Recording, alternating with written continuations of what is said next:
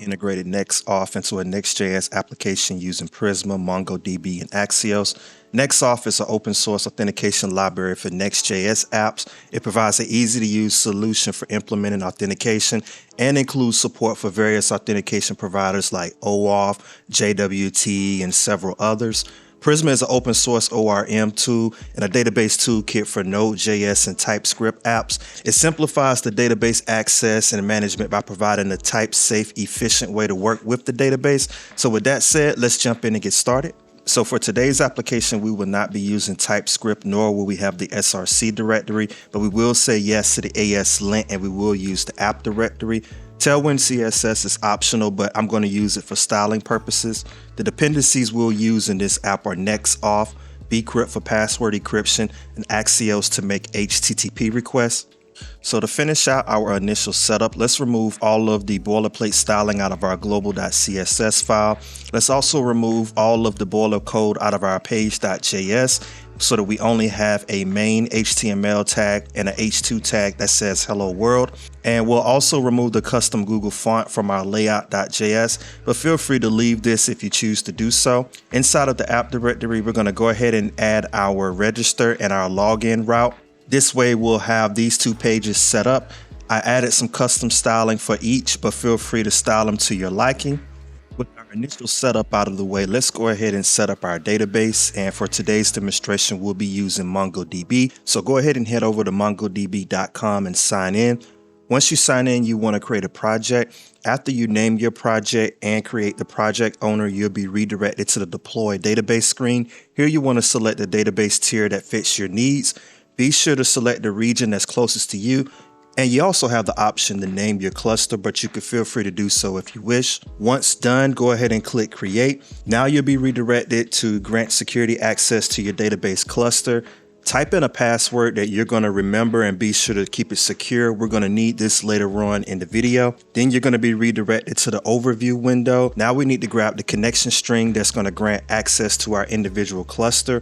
So on the left-hand panel, go ahead and click on the database, then click on connect. You'll be presented with several options on this screen on how to connect to MongoDB. Let's select MongoDB for VS Code and then click copy the clipboard icon.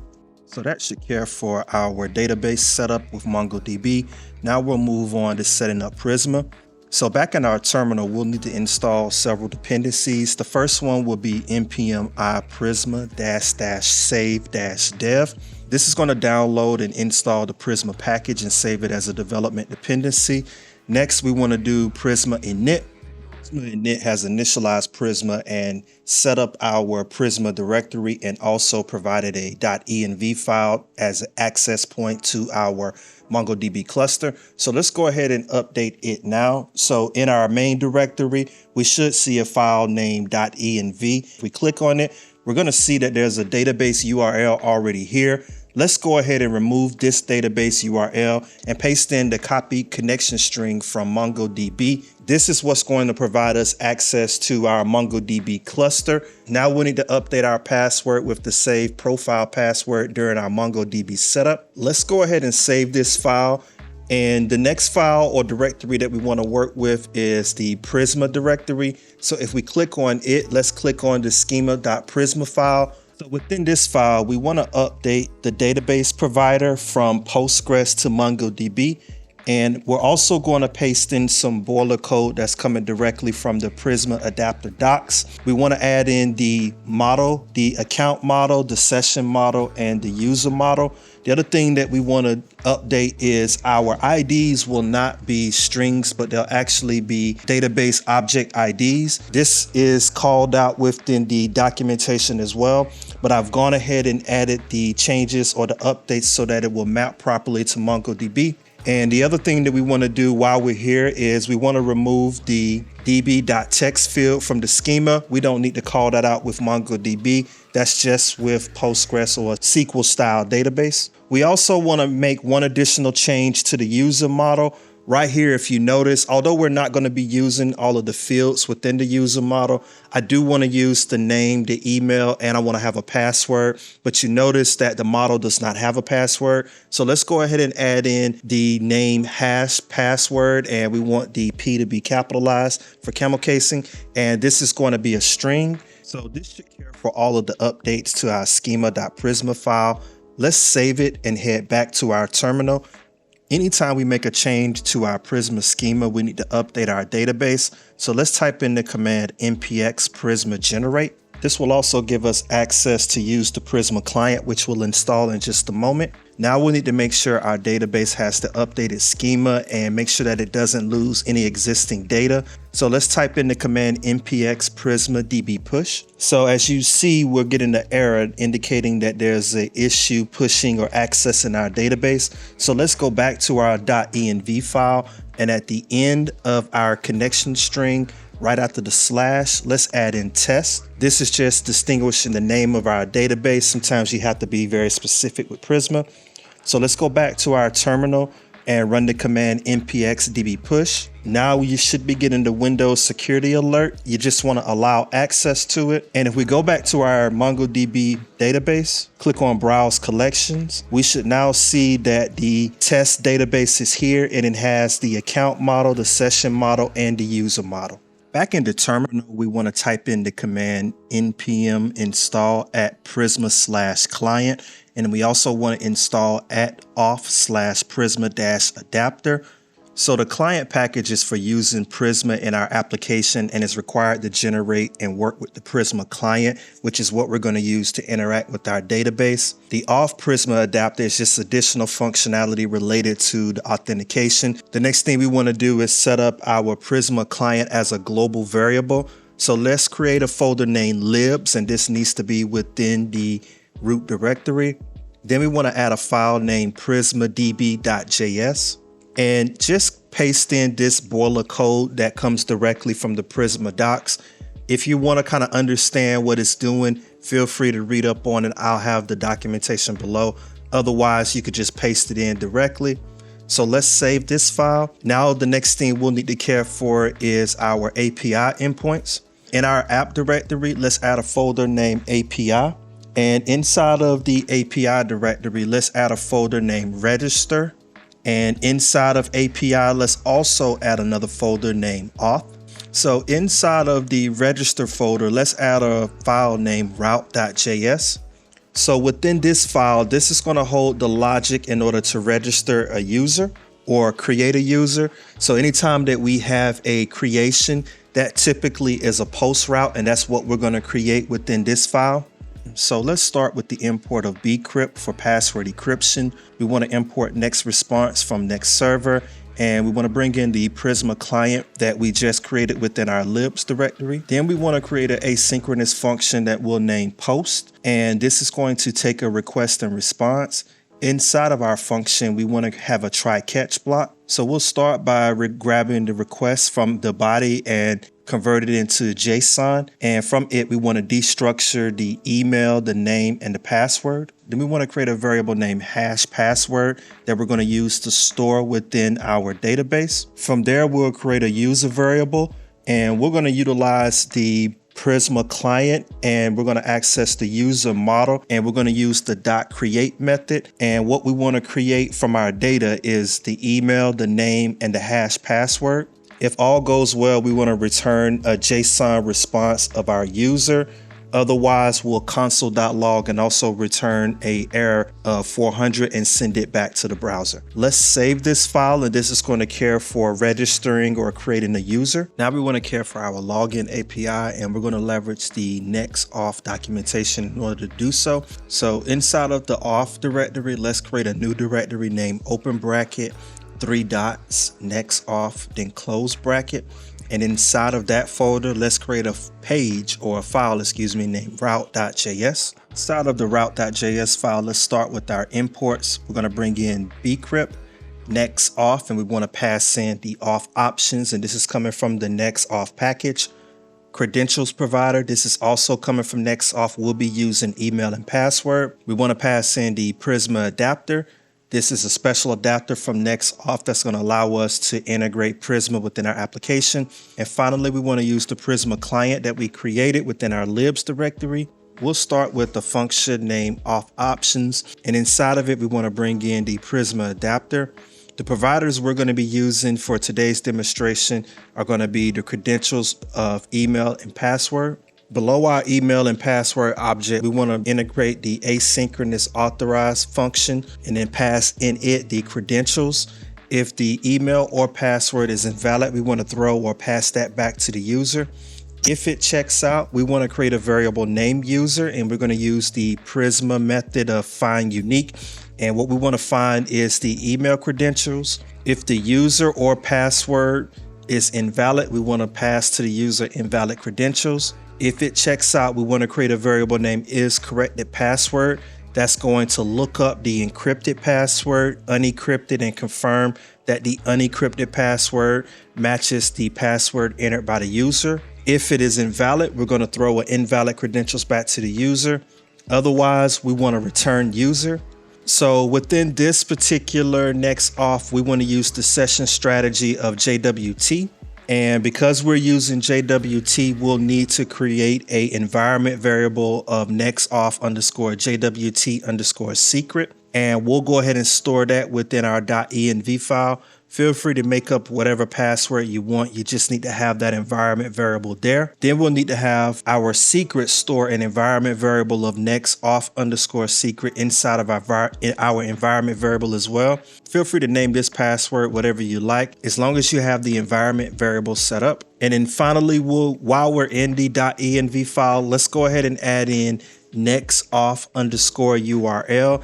And the URL that I'm using, that you're probably using as well, is localhost 3000. So let's go ahead and add that here now. And you don't have to add this as a string. We could just store it strictly as HTTP localhost 3000. So let's go ahead and save the file and go back to our route.js. So now that we have the JWT secret set up and we also have the secret set up, now we want to create a variable named handler.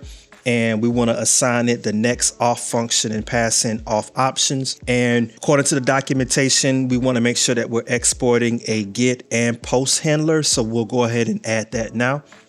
So if we save the file, we can go ahead and navigate back to our app directory. And let's start with the register folder, and we'll open up our page.js. So inside of the page.js, let's start by importing or bringing in use client.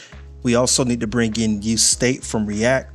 We'll bring in Axios, and we'll bring in the use router hook from Next Navigation. Inside of a function named register, we want to start by accessing the use router hook with the variable named router. We'll create the use state variables of data. And from data, we want to access the name, the email, and the password. Then we'll create an asynchronous function named register user. In it, we'll prevent the default behavior, and we want to log the name, the email, and password to the console for validation purposes. Then we'll create an Axios request to our API/register endpoint. And we're going to pass in the name, the email, and password that we're getting from our use state. And we'll also need to pass in our headers with a content type of application JSON. If all goes well, we'll need to create a variable named user and store in it the response data. And we want to redirect the user to the login page. And if we get any errors, we'll log those to the console. Otherwise, this will care for our register user function. Now, inside of our return statement, we already have our form created. Each of our inputs need to have a value. The value that'll be stored within each, the first will be the value of data.email. The second input will have a value of data.password. And the third will have a value of data.name. Each input will also get an onChange method with the set data use state. And in it, we want to pass in destructured data. And the first input is going to have the email, and we want to assign it the e.target.value.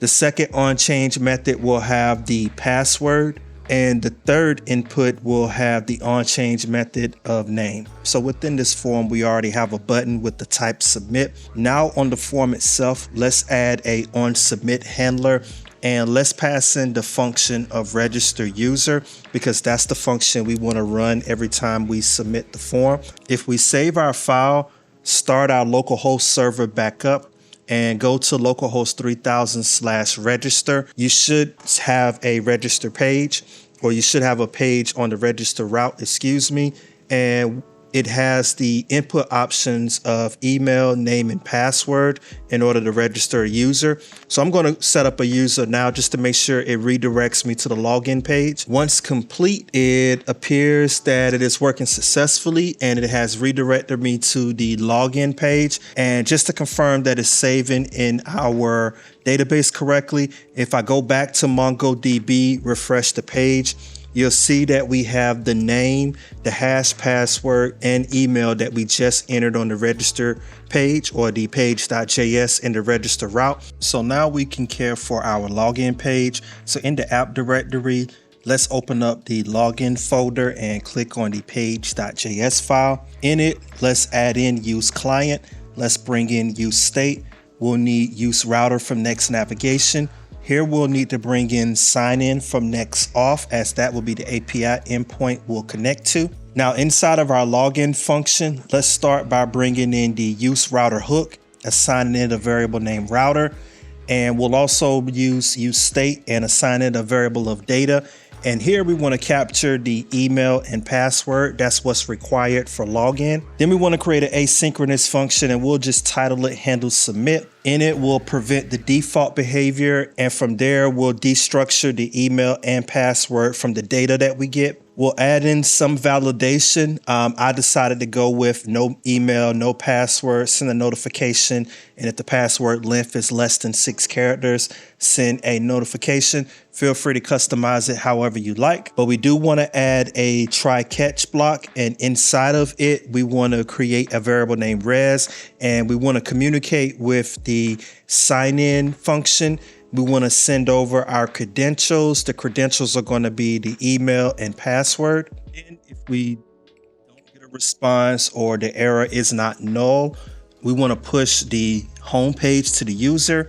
Otherwise, we'll send the error to the console, and we'll send the error to the user that there's an error while logging in. Now that we've cared for the functionality, we'll need to update the return statement. We'll start by adding the onSubmit method and passing in the handle submit function inside of our form. Inside of our inputs, we're going to pass in the value.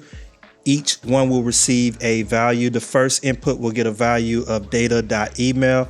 The second input will get a value of data.password. We'll pass in the onChange method, and we'll send over the set data from our use state hook. And we want to destructure data, and the first onChange method is going to capture the value of our email, and the second input is going to capture the value of our password. We have our submit button before the end of our form. If we save our file, go back to our localhost 3000 and attempt to log in with the username and password that we just created, we should be redirected back to our homepage, and we are. Okay, so it seems that we have our authentication functionality set up with NextAuth, Prisma, MongoDB, and Nextjs. I hope you enjoyed today's video. If you did, feel free to give me a like and consider subscribing. If you have any suggestions or thoughts, feel free to leave them in the comments below. Otherwise, I'll see you in the next video. Peace.